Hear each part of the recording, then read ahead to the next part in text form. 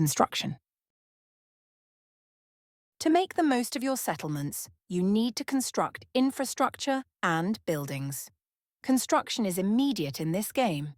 If you have the required construction materials in the settlement's warehouse, the structure can be built straight away without waiting several turns.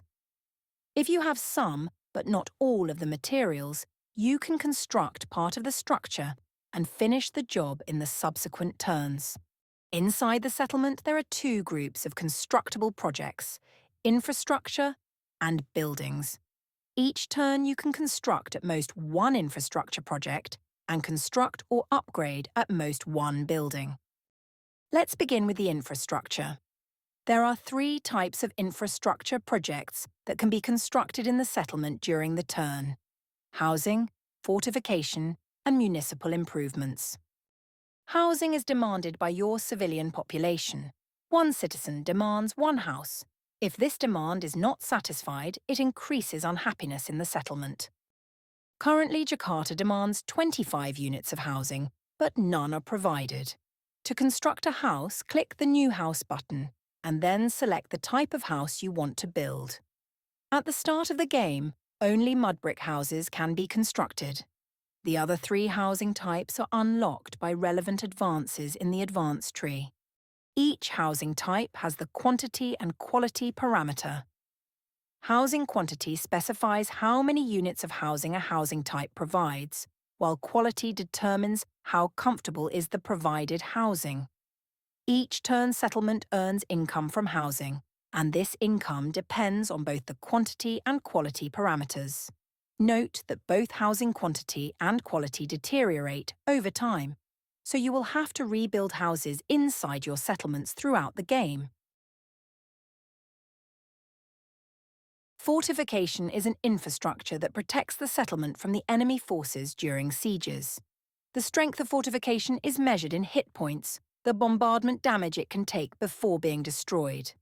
The maximum fortification strength can be increased by unlocking advances in the fortification branch of the advance tree. Click the New Wall button to choose defensive wall type and raise the fortification level in the settlement. The third type of infrastructure are municipal improvements. Projects that can be built only once in each settlement. They usually generate experience and provide other small benefits to the settlement. There are a total of 43 such improvements, with some of them only available in coastal or riverine settlements. Buildings are the other group of settlement structures. They employ citizens and produce various products. You always start the game with 3 gatherer camps, the most basic buildings in the game, already constructed. These camps can gather fruits, wood, and stone until more advanced buildings are unlocked. The employed workers can be hired and fired at will to regulate production output. If there are no workers at the building, it doesn't produce anything. Click the building icon to open the building dialog. Most building types have several productions available, and here you can switch them. This camp currently gathers fruits. Let's switch its production to stone gathering.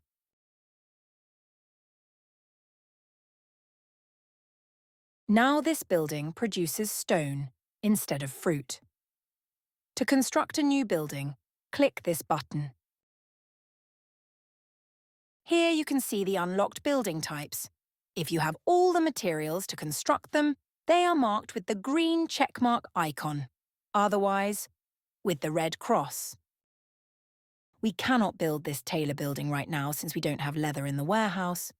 However, in such cases, you may still wish to commit the materials you have and construct a part of the building using partial construction, not least because unused materials depreciate in the warehouse between turns. The last building on this list is your settlement's landmark.